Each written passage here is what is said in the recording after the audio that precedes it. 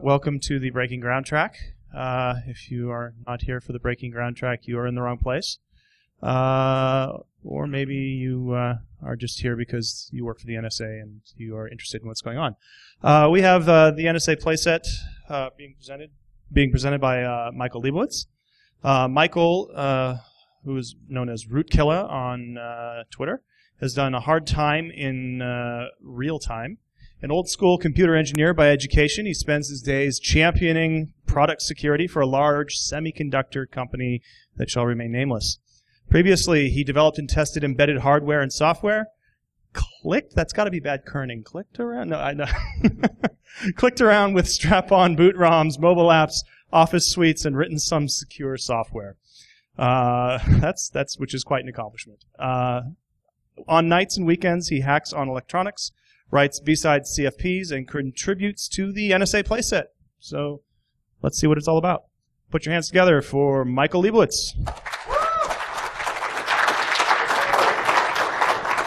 Hello, hello. All right, so this is the NSA Playset bridging the Airgap without radios. And as I think he just said, I'm Michael Leibowitz, and it's more or less what he said. My day job is in product security, and then the rest of the time I food around with electronics. I work for a large multinational corporation that I won't name, but you can probably figure out. And of course, what I say here is not the words of my employer or the views of my employer. Don't be confused. So let's talk about the Ant catalog.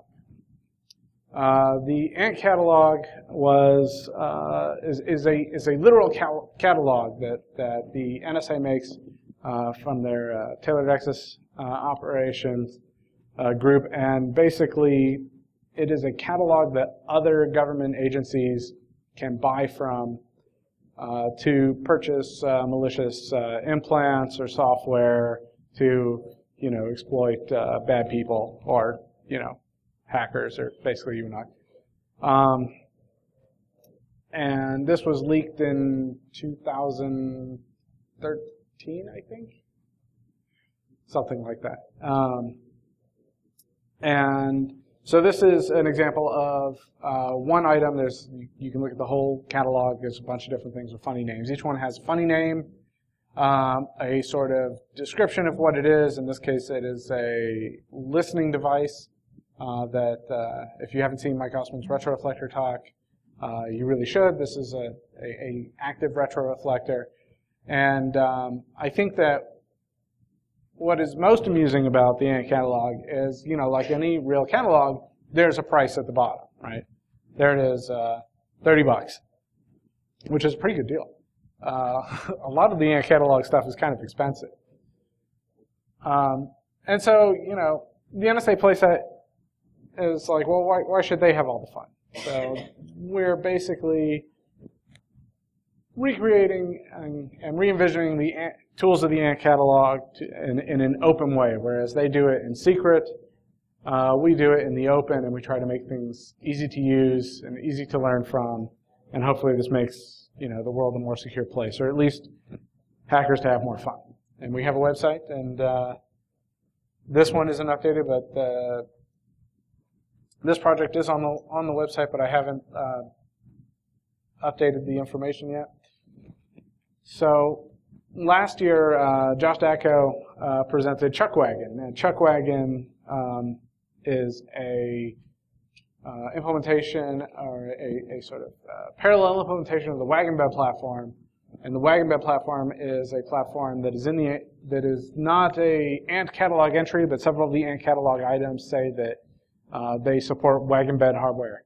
And basically, the WagonBed hardware is a series of hardware implants that they put into a computer, and it talks over, in this case, I2C back to the infected computer, and then forms some sort of out-of-band network for command and control purposes. And so, in this case, it uses a BeagleBone, and the I2C bridge is over VGA, and it uses a GSM modem for the out-of-band radio. And If you haven't seen Josh's talk from last year's DEF CON, you should. It's also pretty good. While I wasn't thinking about the Ant catalog, I was thinking about the Internet of Things and how funny the Internet of Things was, and how it's going to be really hilarious to have a whole bunch of small devices with tiny TCP/IP stacks in them that were written yesterday, and billions of them. My company was also really interested in the Internet of Things, and so last year at CES, or maybe it was the year before, he got on stage and he demoed a smart shirt. It was a shirt with electronics in it, and I don't know, I didn't really watch the demo, but it said smart shirt and Internet of Things, and I thought, that's freaking hilarious. And I thought, okay, well, before we get into that, let's talk about the Internet of Things and radios and radio technology. And so I know this talk is without radios, but a lot of the Internet of Things is built upon 6LoWPAN and or 802.15.4, and I think that there's a lot of confusion about what that is and how and what that means, and I'll tie that back into this in a few moments. But so there's LoWPAN, and then there's 6LoWPAN, but the traditional radio topologies for these low power networks doesn't really work because these devices are supposed to be powered on with a watch battery for months or years, and so it turns out that the traditional network topology that we use, or networking techniques that we use for, say, like Wi-Fi, don't really work in that situation. So what they basically do is they do scheduled transmission, because it turns out that the reception is more power expensive than the reception. And so they communicate in short bursts, and but the radios aren't very powerful. So how does this work? How do you get a large moat of operation of nodes? So maybe one can only reach a few, but the other can't be reached. So we need a mechanism to communicate node to node. We need mesh networking, where we can go from node to node to node to node, and finally to node. So this is sort of a B-sides to B-sides talk. So for Portland B-sides last year, I saw this internet shirt that our CEO had made, and I thought, well, that's silly. We should make internet hats. We could make thinking caps, and we should make them for B-sides. I don't know if you can see it, but there's a tiny little B-sides logo there. It turns out it's hard to make a circuit board that will fit on a hat that doesn't bend. And so I made, in collaboration with Joe Fitz, I made these badges, and we decided what does it mean to have an internet hat? Obviously, it should do some thinking for you, but really wanted to turn this into a game for B-side, so it would be like a laser tag game. You push the button, you zap a hacker. But then that became sort of a question, like each node would have an IPv6 address, and which hacker am I zapping? I don't know. Is it that guy? Is it that guy? I don't know your IPv6 address. So we thought, okay, we need to zap that very particular hacker. And so I got some cheap infrared LEDs and the consumer infrared, these little phototransistors, just like they used in television remote controls, and put them on the board. And this is a hacker conference, so I couldn't just be like laser tag, like boom boom, you're zapped. It had to be something a little more clever. Otherwise, someone would just come in and zap everybody. So I thought, okay, well, how are we going to do this? So it'll send a zap with a nonce, and then the other guy will reply with another thing, and then it will all go together. And now I need to have like data transfer, because with the remote control, it just like sprays. It's just like, okay, channel up, and then the TV says, okay, you probably didn't just hit it 3 times 10 milliseconds. So I'll just take one of those. But that wasn't going to work for us. So what I did is I made a little tiny packet system. You know, it sends a few bytes. It has a little packet in it with like a message you've been zapped, who zapped you, and the knots. And when I first tried this out, the thing that struck me was that the range was really spectacular. Like I wanted it to be, you know, from one seat to the next, like zap, zap. But it was more like from one seat in the back to zapping everyone in the room. And I was like, wow, that's amazing. And then I started thinking, like, maybe I don't need this IPv6 radio at all. Maybe I can do this all with, you know, some fancy infrared. And I thought, you know, maybe this could be a really neat way to devise a hardware implant. You know, this is pretty small. I could probably make it a little smaller, and then we could and then we could add this to the playset. And so I dreamt up this idea. So I said, okay, so here's the way it works. I get the hacker, and he delivers the hacks to the victim. But this time, we want to deliver the hacks without radios. And, you know, to some extent, this maybe seem a little bit like a hat trick. But, you know, they're what I call radio hostile places, or either heavily monitored radio places where new networks are detected and monitored. There are companies out there that make little SDR products, which, you know, you can put in your server room and make sure that the radios that it sees are consistent with a pattern of normal use, presumably to detect things like a chuckwagon implant or similar with an orthogonal radio. And then there are places, of course, that are like, you know, where radio waves just don't go well, like there's no cell reception, you know, deep underground, you know, like Stuxnet or something like that, where the air gap was, you know, where the air gap was jumped, and I couldn't think of, like, I didn't have any sort of imagery of, like, you know, an underground nuclear facility, but this was like kind of as close as I could get to convey, I think, the same idea. So basically, what we want to do is we want to, you know, we don't want to be right there delivering the hacks, because that sounds scary. We could get caught.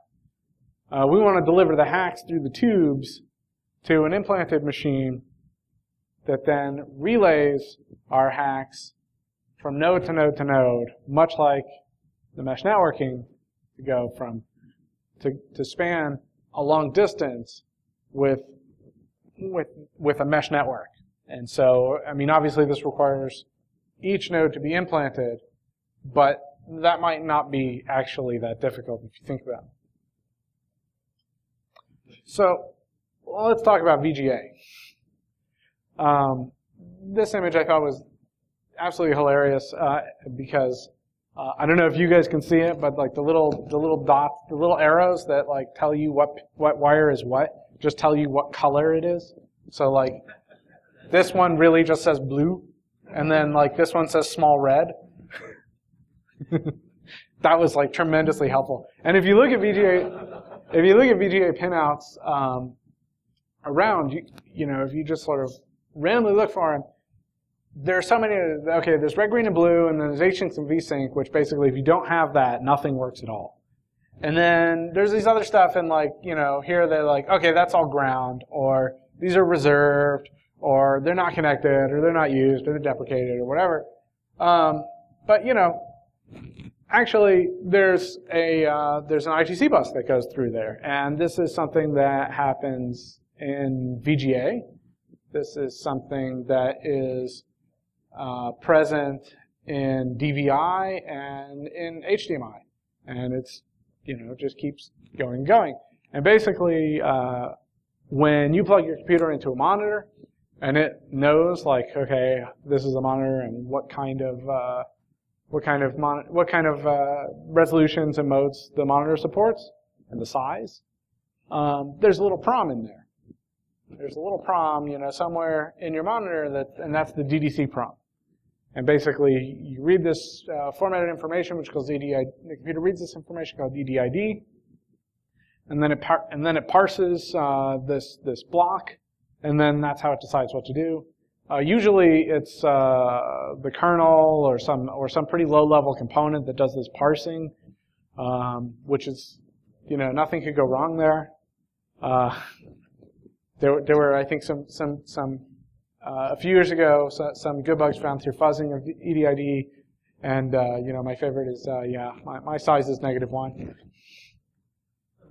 And so ITC is I talked about ITC before, but what is ITC? ITC is, or sometimes called a two-wire bus, basically is literally 2 wires, and ITC is underrated, I think, but is a multi-master, multi-slave bus. So essentially, you can have, one master. So in this case, the VGA adapter is the master, and then there's the GDC prom, which is the slave. And then, you're free to hook up other things there. So, there's maybe like a malicious implant in there, and it can be either master or slave. Now, this topology looks a little wonky because if the host is the master and the implant is the master and the GDC is the only slave, then there's really no fun that can be had. But actually, if you just go poking around on the ITC bus of your display adapter, you'll see like a few different things there. Inside the monitor, or inside, or if you have a display adapter, you can see things inside there, and they will happily take commands from you. And ITC is also interesting in that ITC has destructive collision or non-destructive collisions. So if you want to be the DDC prom and say, like, my size is -1 and there is a DDC prom already, basically whoever says 0 first when the other guy says 1 wins, and the other guy will shut up. So all you have to do is say 0 earlier in the EDID struct than he does, and you get to control what the EDID struct says. So let's talk about CIR, consumer infrared. So I alluded to earlier how consumer infrared works, how IR remote controls work.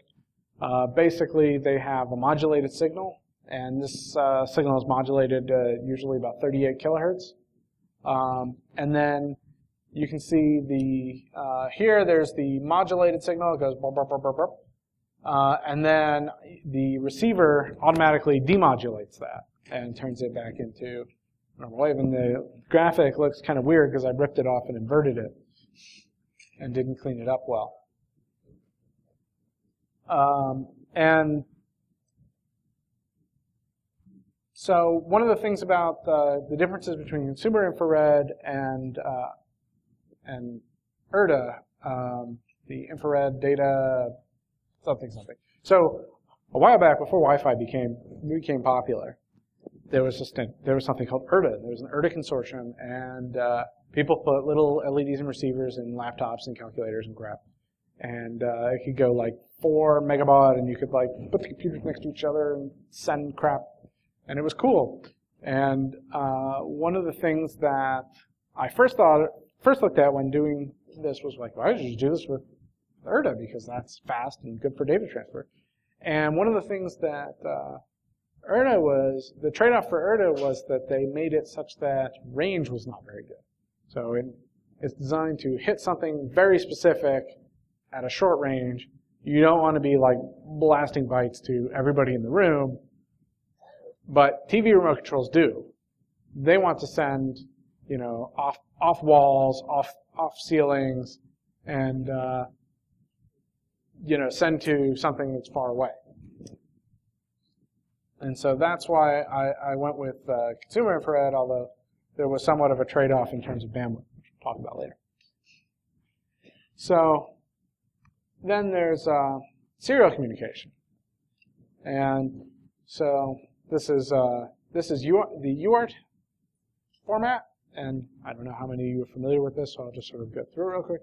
So the A is for asynchronous, U is for universal. Basically, you can connect 2 computers that are different together, and they don't have to share a clock. This is great because R2 our two infrared devices also don't share a clock. And this allows us, by encoding a serial protocol, to synchronize the UARTs together. And basically, there's a start bit, there are data bits, and there's optionally a stop bit. It's not too exciting. And then when you modulate it together with the 38 kilohertz signal, so here it is from my logic analyzer, you can see basically the modulated data on the top, and then the received demodulated data and the decoded data.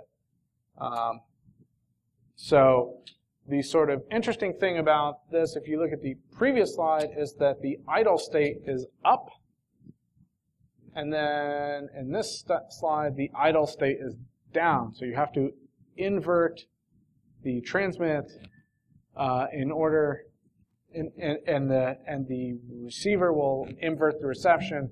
The reason you have to do that is if you leave idle high and you're encoding all the time, you're just spraying nonsense everywhere and nothing else can communicate. But this leads to an interesting problem.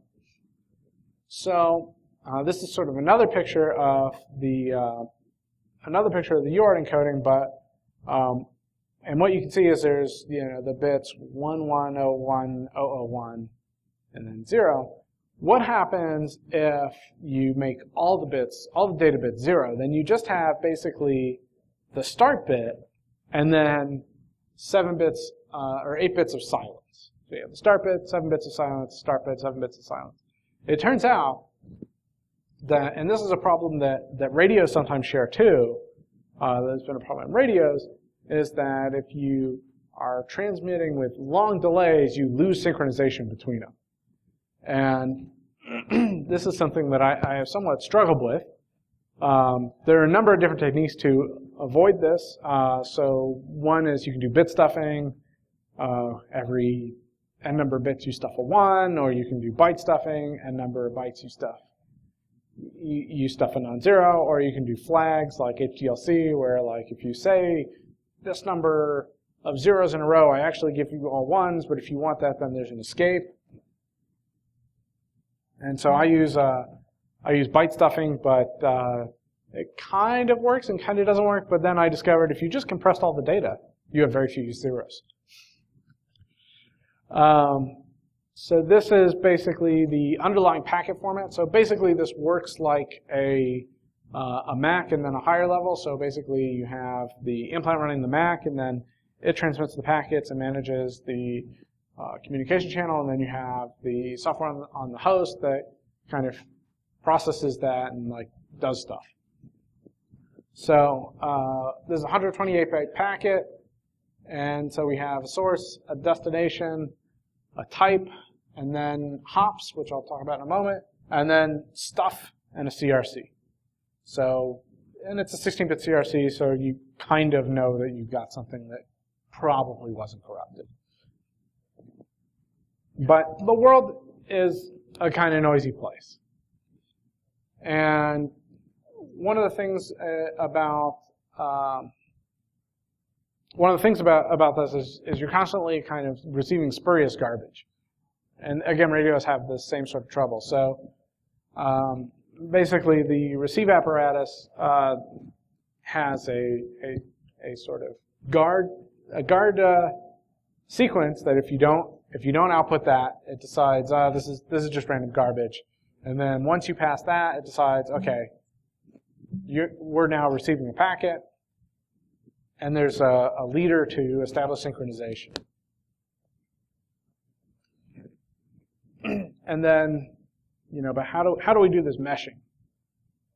So in 6LoWPAN, it's really complicated. There's neighbor discovery, and then there's the sort of optimal route calculation, and then there's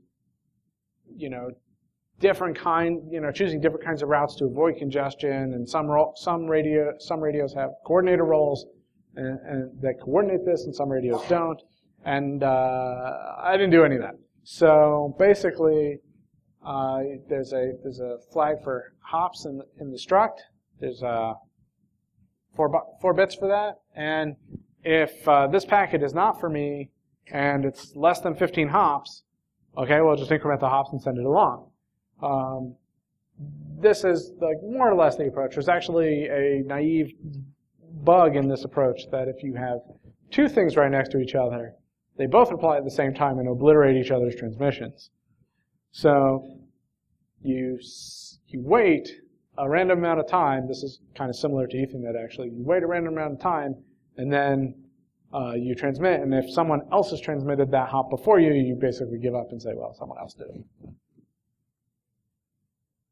So I wanted to make a easy to use playsetable. I made a word. I wanted to make a easy to use hardware and software platform that I could hand over to people such as yourselves to start hacking on and playing with it. It had to be, small, cheap, easy, fun, and I guess corollary to cheap was widely available. And I chose a AVR platform, which you may seem familiar to you from there in the Arduino platform. And the Arduino platform is definitely easy. It's apparently so easy the kids can do it. A lot of people look down their nose at Arduino, and I kind of looked down my nose at Arduino for a long time, but actually Arduino is pretty great because really it's GCC, C++, and a library that works pretty okay, and if you don't like it, you can throw it out. So I think that when you look at how to use Arduino, this is kind of what you expect to see. But actually, you can really just use, make, install, all these sort of tools like a real hacker and a real editor. You don't have to do that. So let's talk about the hardware. So the hardware needs to be really small. In fact, this is a good time to show how small the hardware ought to be. So basically the idea is to put it inside a VGA connector. So one like this, and with a VGA cable hooked up to it, and in there, this one is closed up with wires sticking out instead of VGA cable. And it's got to have room for the VGA guts plus a tiny little circuit board that's like this big, which you can't see, but that's kind of the point. It's little. So I needed something to be fairly simple so that I could make it small. And basically, this is as simple as I could get it, and perhaps no simpler. In fact, I made it a little too simple with the first iteration, and that bit me in the ass, so I made a second iteration. So there's the microcontroller over here. You can see my mouse moving. Oh, good. There's the microcontroller over here, the ATmega 328, the crystal, the receiver, a transmitter, and a big fat LED, and then a 2 megabit PROM so that you can stage downloads or uploads or exploits.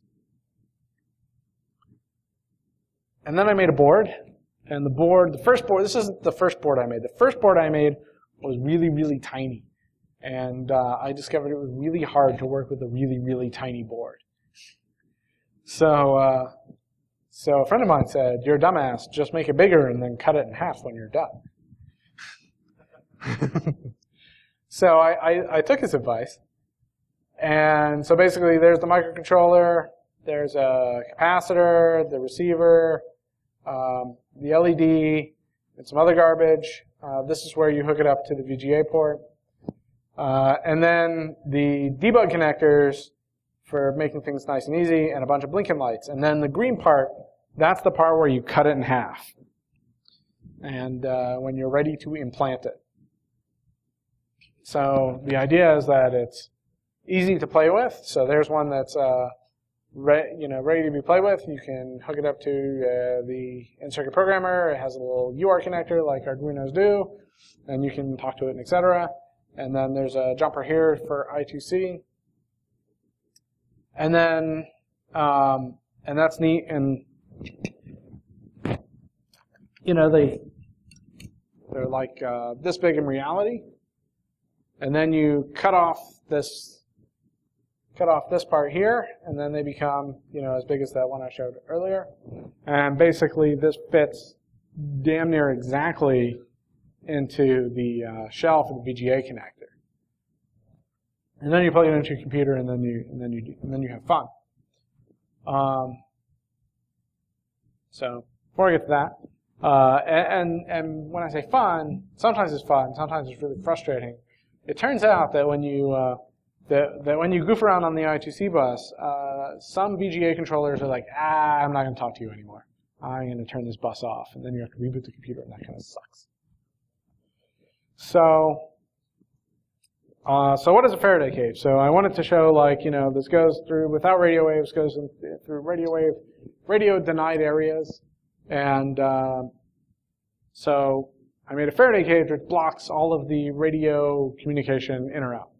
And I thought this was a great idea, and then I realized that my connection to this is over Wi-Fi, which means I'm stupid. So I have my little tiny Faraday cage that I built out of like picture frames and copper sheets I got on Amazon, and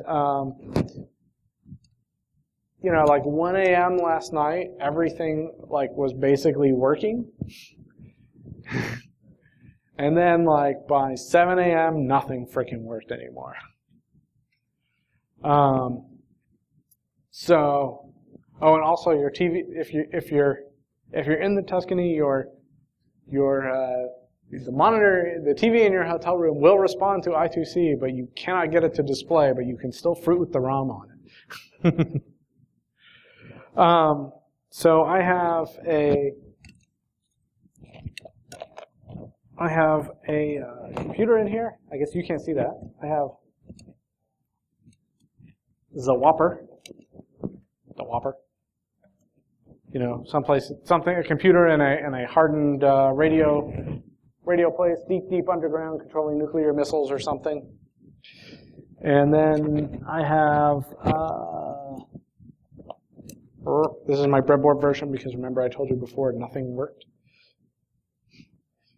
And it hooks up over the VGA port and you can talk to it. Of course I can't talk over that VGA port because I'm using it.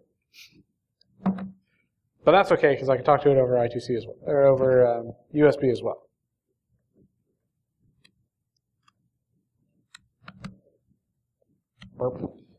So this is the Faraday cage, and I expect some people in the back can't see that, so I took a picture of it in my hotel room. But what if you want to go, like, what if it's not like, you know, going between like two things that are kind of next to each other, or a string of things like deep underground in some secret facility? What if you just want to go like from, you know, the parking lot to the victim? And so in that case, you use lasers. And it turns out you can shine a dot on the ceiling through a window, and you can flash the laser pretty fast. You can flash, if you buy one that can flash, they basically sell in two ways in this sort of laser, the 5 kilohertz one and the 100 kilohertz one. You want the 100 kilohertz one. And then you flash it at 38 kilohertz, and you can receive, it projects a ever-widening dot on the ceiling at a fairly high intensity, and you can go pretty long distance with it. And then you need a telescope on the other side. So yeah, you know, with frickin' lasers. Okay, so this is the part where I attempt to demo. I attempt to demo to a computer in a Faraday cage connected over Wi-Fi. So let's see if that works. So I have like two lids open. Make sure I'm running the screen. Uh-oh. Ah, I can't type.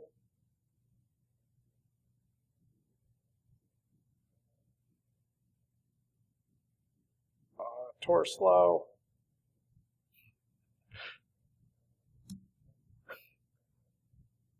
Hey, okay.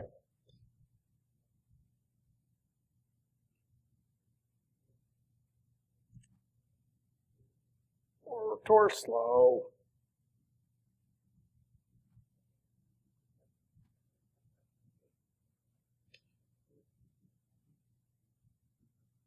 This is like the time where like people laugh at me and say like, you should have had this set up beforehand.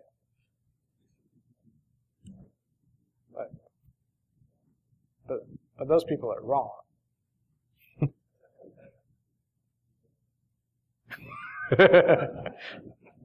Yeah, we'll just do it right here. Okay, so here we're communicating with the with this device, and we can ORP. And so this is sort of ping pong test code, so you can send packets. And there it sent a packet, and then on this side I can do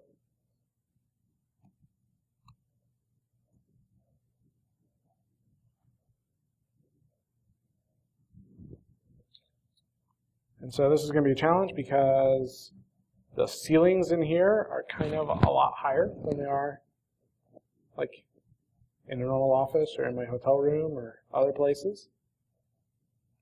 So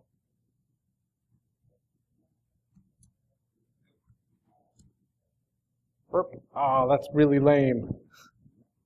All right, let's point it downward. And then packets are relaying, and I sent it from this one to another one that isn't it, so it's like basically they're ping-ponging it back and forth, and you can see there, it got to hop 15, too many hops, and it eats it. Well, okay, so that was cool. So now, let's see if we can do this through the Faraday cage.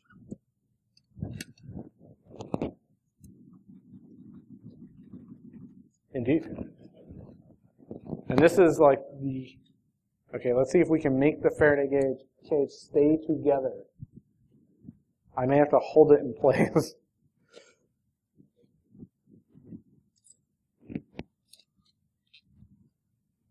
All right. Oh. Okay, just don't touch it. If nobody touches it, should be fine. And then if any luck, like nothing happens. Oh my God, something happens. We got a gap in the Faraday cage. The signals are leaking through. Tor can get through. Jesus. That's lame. But we can turn the Wi-Fi off. Let's see. Shit, I can't turn the Wi-Fi off and switch to the other window. All right. Well, okay. We're in a Faraday cage and pretend like radio waves don't go through. Oh, wait. Aha. I know how to do this. It's tethered to my phone. I can fix it.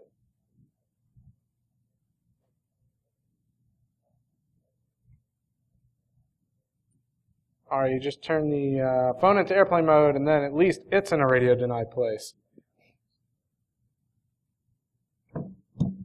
Airplane mode, okay. So now, right. But here we are over here, and then, checks, angly bits. And so, like from here to here, let's see if it works. Nope, but if I aim it downward, which is pretty lame. And I can't type. Wow.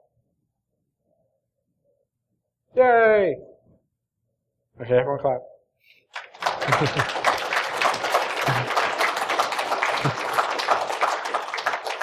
We're sending these data through the Faraday cage, which isn't a good Faraday cage, but I turned off the radio so they can't talk anyway. And so that's sort of my test code, and I have a command and control console that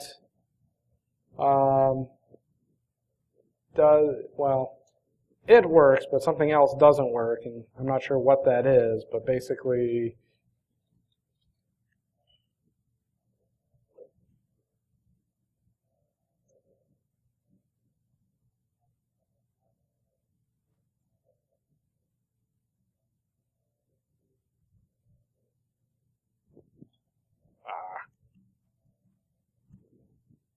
what? Oh, it's saying you can't find the device. Well, anyway, that demo failed. But basically, I have a utility, and you could say run a remote command, and then the implant side waits for the remote command, and it sends back an acknowledgement, and then it streams all the data back like a CNC console you think should work. And then I'm working on the part where I send and receive files back and forth, but sort of the cool part about this is it does do it over the mesh transport, so I can like do it to multiple computers, and which works in the lab.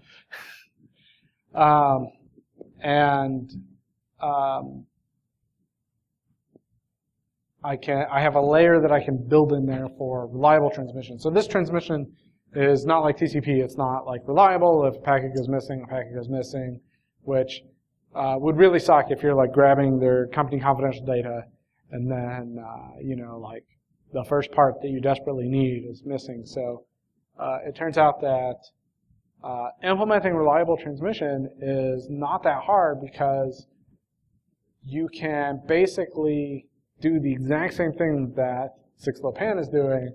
You can fragment the IPv6 packet up into 128 byte subpackets, and then you can build a sequence number around that, and then you can build up an IPv6 interface through that. And so that's sort of, well, you know, unfucking all this, and then that's sort of the next step is to build it such that it is a orthogonal IPv6 thing, so then I can have, you know, the Internet of Implanted Things. So that's the show.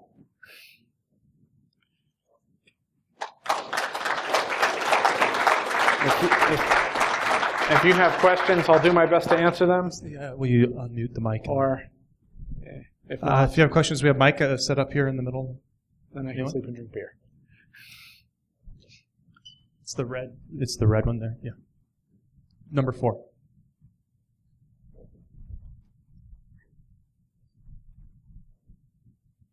Oh, come on. There was like a Faraday cage bee hive of death, and we have no questions? There are no bees in the Faraday cage anymore. All right. Well, thank you very much. Thank you. All right, please pick up on your way out if you're leaving. And our next talk is not scheduled until